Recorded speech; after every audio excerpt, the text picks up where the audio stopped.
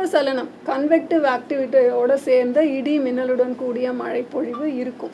ஒரு மாதத்திற்குமே ஒரு frequency number of தண்டர்ஸ்டார்ம் days அப்படின்னு நம்ம காலநிலை படி கிளைமட்டாலஜிக்கல் நார்மல்ஸ் படி நம்ம பார்த்தோன்னா நவம்பரில் ஒரு 12 நாட்கள் வந்து மழை நாட்கள் அப்படின்னா அதில் தண்டர்ஸ்டார்ம் அசோசியேட்டட் ரெயின்ஃபால் இருக்கும்.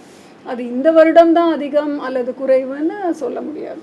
அது வந்து காற்றழுத்த தாழ்வு மண்டலமாக மாறுவதற்கான வாய்ப்பு இருக்கிறது. டிப்ரெஷன் ஸ்டேஜ் எப்போ ஒரு டிப்ரெஷன் அடுத்த கட்டமான புயலாக மாறுமோ அப்பொழுது தான் அதற்கு பெயரிடப்படுகிறது. அது கூட ஐஎம்டி கன்வென்ஷன். ஆனால் லிஸ்ட்டு வந்து நமக்கு வெப்சைட்டில் இருக்கிறதுனால மக்களுக்கு அதை பற்றிய விழிப்புணர்வு அதிகமானதுனால அடுத்து வர்ற புயலோட பேர் என்ன அப்படின்னு நம்ம தெரிஞ்சுக்கிட்டு அதை பற்றி சொல்லிடுறோம். அதுதான் இப்போ சொன்னது. இன்றைய தேதிக்கு அது காற்றழுத்த தாழ்வு மண்டலமாக மாறும் வாய்ப்பு இருக்குதுன்னு சொன்னோம். இப்போ நிறைய அன்சர்டனிட்டிஸ் இருக்கிறதுனால இந்த குமரிக்கடல் பகுதியில் இருக்கின்ற ஒரு சுழற்சியும் அதுவும் இணைந்து ஏதாவது மேலே சில மாற்றங்கள் வருமா அப்படின்றது வரும் சில நாட்களிலே நமக்கு தெரிந்துவிடும். ஏன்னா அதோட கூட அந்த சைடில் ஒரு சுழற்சி இருக்குது.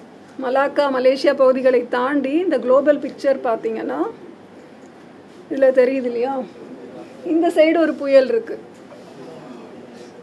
அந்த புயல் கரையை தொட்டுடுச்சுன்னா இந்த மலாக்கா சுழற்சி அதை இழுக்குவதற்கான வாய்ப்பும் இருக்கிறது. ஸோ அதனால் நம்ம இந்த ஃபுல் குளோபல் பேட்டர்ன் பார்த்திங்கன்னா இந்த ஈக்குவட்டோரியல் ட்ரஃப் ஜோன் அப்படின்னு சொல்கிறோம். அதாவது கிழக்கு திசை காற்றும் மேற்கு திசை காற்றும் சந்திக்கும் இடத்துல தான் இத்தனை சுழற்சிகளும் நடந்து கொண்டிருக்கின்றன. அப்போ வளிமண்டலத்தில் இது வந்து ஆல்மோஸ்ட் ஒரு 1000 கிலோமீட்டர் டிஸ்டன்ஸில் உங்களுக்கு இத்தனை மாற்றங்களும் நிகழும் பொழுது நம்ம மாடல்ஸ் ஒன்றொன்றும் ஒரு மாதிரி ஒரு இன்டர்பிரிட்டேஷன் தரும் பொழுது நமக்கு ஆக்சுவல் அப்சர்வேஷன்ஸ் என்னன்னு பார்க்குறோம். அது நமக்கு இப்போ அப்பர் ஏர் அப்சர்வேஷன் அப்படின்னா 0 UTC 12 UTC தான் உலக அளவில் எடுக்கிறோம். அதை வைத்தும் நமக்கு அந்த சுழற்சிகளை குறித்த ஒரு தகவல் கிடைக்கும். கடலின் மேல் நமக்கு விண்ட்ஸ் எப்படி இருக்குது அப்படின்றது செயற்கைக்கோள் மூலமாக நமக்கு கிடைக்குது.